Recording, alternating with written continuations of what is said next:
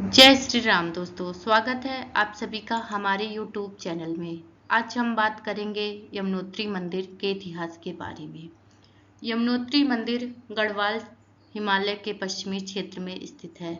यह मंदिर मां यमुना को समर्पित है, जो एक पवित्र नदी है और हिंदू पौराणिक कथाओं के अनुसार ऐसा माना जाता है कि यदि आप यमुना नदी में डुबकी लगाते हैं तो आपके पाप धुल जाते हैं। यमुना नदी यमुनोत्री ग्लेशियर से निकलती है और यह उत्तराखंड के 4 धामों में से एक है। यह मंदिर 3293 मीटर की ऊंचाई पर स्थित है, जो राजसी बर्फ से ढकी चोटियों और हरे भरे जंगलों से घिरा हुआ है।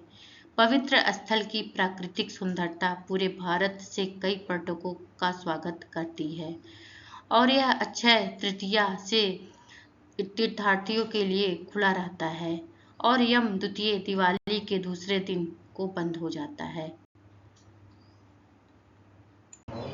यमुनोत्री पौराणिक उत्पत्ति और किंवदंतियां।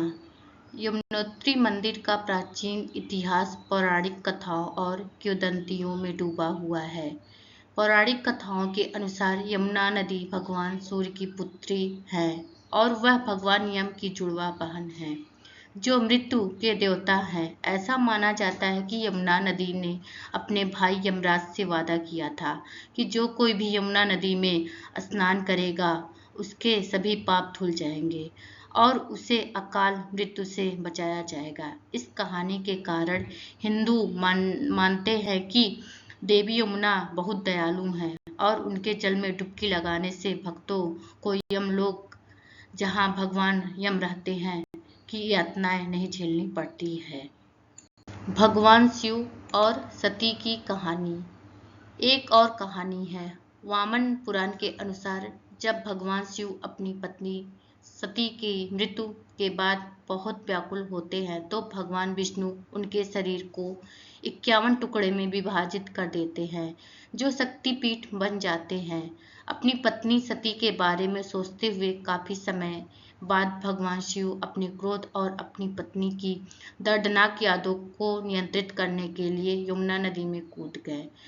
उस समय भगवान शिव ने अपनी पत्नी सती के साथ अपनी सारी यादें डुबोकर धो डाली, जिससे यमुना नदी काली हो गई। कथा। ऋषि असित मुनि। किंवदंती के अनुसार यमुनोत्री मंदिर में एक महान ऋषि असित मुनि रहते थे और प्रतिदिन पवित्र नदी यमुना और गंगा दोनों में स्नान करते थे।